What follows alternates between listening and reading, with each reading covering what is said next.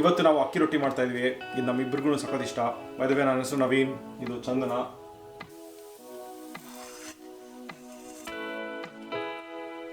Actually ಇದನ್ನು ಶುರು ಮಾಡೋದಕ್ಕಿಂತ ಮುಂಚೆ ದಯವಿಟ್ಟು ಚಾನಲ್ಗೆ ಸಬ್ಸ್ಕ್ರೈಬ್ ಮಾಡ್ಕೊಳ್ಳಿ.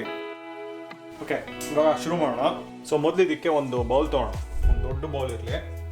ಇದಕ್ಕೆ ಇವಾಗ ಫಸ್ಟು ಈರುಳ್ಳಿ ಕಟ್ ಮಾಡ್ಕೋಬೇಕು. ಸೊ ನಾನು 1.5 ಈರುಳ್ಳಿ ಅಷ್ಟು ಹಾಕ್ತಾಯಿದ್ದೀನಿ.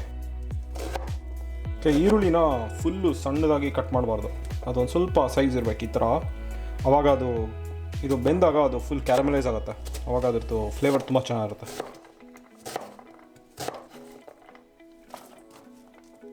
ನೆಕ್ಸ್ಟ್ ಇದಕ್ಕೆ ಒಂದು ಸ್ವಲ್ಪ ಉಪ್ಪು ಹಾಕೋಣ. ಉಪ್ಪು ಹಾಕಿದಾಗ ಅದು ಸ್ವಲ್ಪ ನೀರು ಬಿಟ್ಕೊಡುತ್ತೆ, ಆಮೇಲೆ ಒಂದು ಸ್ವಲ್ಪ ಸಾಫ್ಟ್ ಆಗುತ್ತೆ. ಇವಾಗ ಇದು ಈರುಳ್ಳಿ ಒಂದು 5 ನಿಮಿಷ ಹಿಂಗೆ ನೆನಿಲಿ. ಅವಾಗ ನಾವು ಸಬ್ಸಿಗೆ ಸೊಪ್ಪು ಹಾಕೋಣ. ಈ ಸಬ್ಸಿಗೆ ಸೊಪ್ಪು ಎಷ್ಟು ಬ್ಯೂಟಿಫುಲ್ ಆಗಿದೆ. ನಾನು ಕೆಲವು ಸತಿ ಈ ಸಬ್ಸಿಗೆ ಸೊಪ್ಪು ಇಲ್ದೇ ಮಾಡ್ತೀನಿ, ಆವಾಗ ಕೊತ್ತಂಬರಿ ಸೊಪ್ಪು ಚೆನ್ನಾಗಿ ಹಾಕ್ತೀನಿ. ಇದು ಫುಲ್ ಎಲ್ಲ ಸ್ಟೆಮ್ಸ್ ಎಲ್ಲ ಫುಲ್ಲು ತೆಕ್ಕೊಂಡು ಇದನ್ನು ಸಣ್ಣದಾಗಿ ಕಟ್ ಮಾಡ್ಕೊಳ್ಳೋಣ. ಒಂದ್ಸತಿ ಲೈಕ್ ದಿಸ್.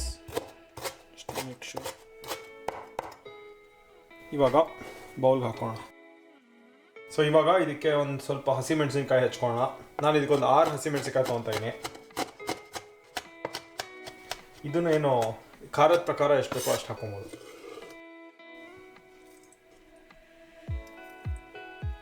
ಇವಾಗ ಇದಕ್ಕೆ ಅಕ್ಕಿ ಹಿಟ್ಟು ಹಾಕೋಣ. ಅಕ್ಕಿ ಹಿಟ್ಟು ನಾನೇನು ಮೆಜರ್ ಮಾಡೋದಿಲ್ಲ. 1 ಹಿಡಿ ತೊಗೊಂಡ್ರೆ 1 ಅಕ್ಕಿ ರೊಟ್ಟಿ ಆಗುತ್ತೆ. ಸೊ ನಾನು ಇದಕ್ಕೊಂದು ಸುಮಾರು 4 ಹಿಡಿ ಹಾಕ್ತಾ ಇದ್ದೀನಿ. ಹಿಟ್ಟಿನ ಕನ್ಸಿಸ್ಟೆನ್ಸಿ ನೋಡಿದಾಗ ನಿಮ್ಗೆ ಗೊತ್ತಾಗುತ್ತೆ ಎಷ್ಟು ಬೇಕು ಅಂತ. ಇವಾಗ let's give it a mix. ನೋಡೋಣ ಎಷ್ಟು ಕರೆಕ್ಟಾಗಿದೆಯಾ ಅಕ್ಕಿ ಹಿಟ್ಟು ಅಂತ. ಸ್ವಲ್ಪ ಅಕ್ಕಿ ಹಿಟ್ಟು ಹಾಕ್ತೀನಿ.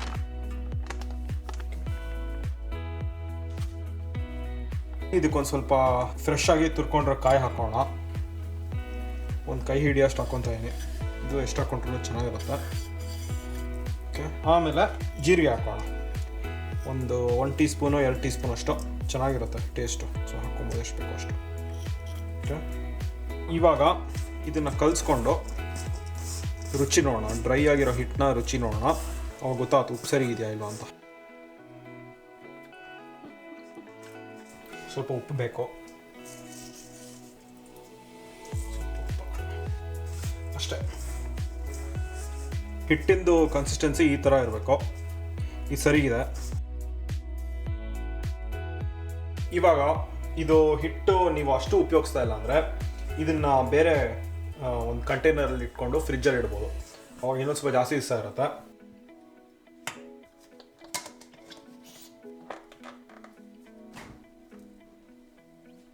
ಓಕೆ, ಇವಾಗ ಇದಕ್ಕೆ ಸ್ವಲ್ಪ ನೀರು ಹಾಕ್ಕೊಂಡು ಮಿಕ್ಸ್ ಮಾಡ್ಕೊಳ್ಳೋಣ. ಜಾಸ್ತಿ ನೀರು ಹಾಕೋದೇನು ಬೇಡ,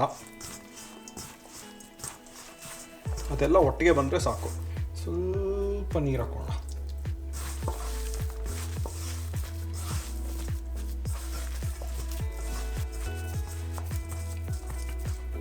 ಓಕೆ, ಈ ಥರ ಒಂದು ಬಾಲ್ ಆಗಬೇಕು ನೀಟಾಗಿ. ಈ ಥರ ಇದ್ದರೆ ಕರೆಕ್ಟಾಗಿದೆ. ಇವಾಗ ರೊಟ್ಟಿನ ತಟ್ಕೊಳ್ಳೋಣ. ನಮ್ಮ ಫ್ಯಾಮಿಲಿಲಿ ಯಾವಾಗಲೂ ನಾವು ಬಾಣಲೆನಲ್ಲೇ ಮಾಡೋದು. ಬಾಣಲೆಯಲ್ಲಿ ಮಾಡಿದಾಗಲೇ ಮಜಾ ಇರೋದು. ಫುಲ್ ಕ್ರಿಸ್ಪಿಯಾಗಿ ಸಕಲಾಗಿ ಬರುತ್ತೆ. ಇದನ್ನು ಬೇಕಾದ್ರೆ ಪ್ಯಾನಲ್ಲೂ ಮಾಡ್ಬೋದು. ಇವಾಗ ಇದಕ್ಕೊಂದು ಸ್ವಲ್ಪ ಎಣ್ಣೆ ಹಾಕೋಣ. ಸ್ವಲ್ಪ ಆಲಿವ್ ಆಯಿಲ್ ಹಾಕ್ಕೊತಾ ಇದೀನಿ. ಆಮೇಲೆ ಸ್ವಲ್ಪ ಸೋಡಾ. ಕೈಯನ್ನು ನೀರು ಮಾಡ್ಕೊಬೇಕು, ಅವಾಗ ಅಂಟ್ಕೊಳ್ಳಲ್ಲ ಕೈಗೆ. ಈ ಥರ ಒತ್ತಾ ಇದ್ದರೆ ಸ್ವಲ್ಪ ಫ್ಲ್ಯಾಟ್ ಆಗುತ್ತೆ. ಎಷ್ಟು ತೆಳ್ಳಗೆ ಬೇಕಾದ್ರೆ ಅಷ್ಟಿಗೆ ಮಾಡ್ಕೊಬೋದು.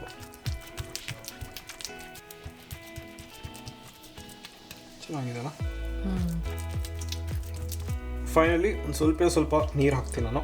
ಸುತ್ತ ಒಂದು ಸ್ವಲ್ಪ ಸ್ಟೀಮ್ ಆಗ್ಬೇಕಾದ್ರೆ ಹೆಲ್ಪ್ ಮಾಡುತ್ತದು.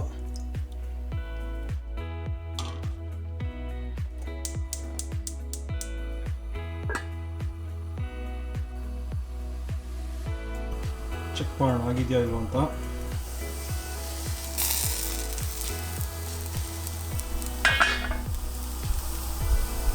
ಈ ಸೈಡೆಲ್ಲ ಬೇಯಲಿ. ಕೆಲವು ಸತಿ ಇದು ಸ್ವಲ್ಪ ಬೆಂದಿರಲ್ಲ. ಸ್ವಲ್ಪ ಈ ಥರ ಟಿಲ್ಟ್ ಮಾಡಿದ್ರೆ ಬೇಯುತ್ತೆ.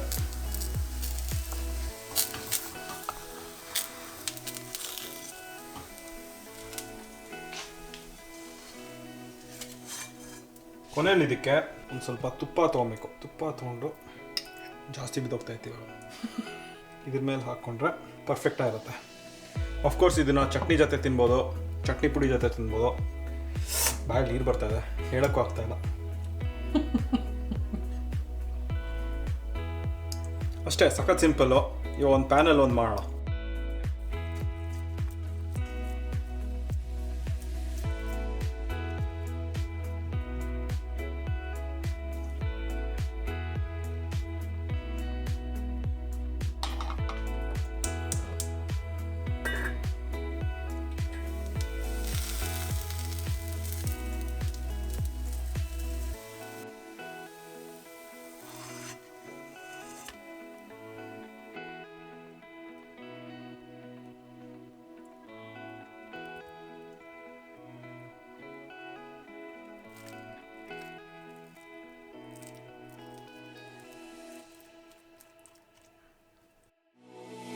Thanks for watching. ನಿಮ್ಗೆ ಯಾವ್ದಾದ್ರು ಒಂದು ರೆಸಿಪೀಸ್ ಯಾವ್ದಾದ್ರು ನೋಡಬೇಕು ಅಂತ ಇದ್ರೆ ಈ ಚಾನಲಲ್ಲಿ ದಯವಿಟ್ಟು ಕಾಮೆಂಟ್ ಸೆಕ್ಷನಲ್ಲಿ ಹಾಕಿ, ಲೈಕ್ ಮಾಡಿ, ಕಾಮೆಂಟ್ ಮಾಡಿ, ಸಬ್ಸ್ಕ್ರೈಬ್ ಮಾಡ್ಕೊಳ್ಳಿ.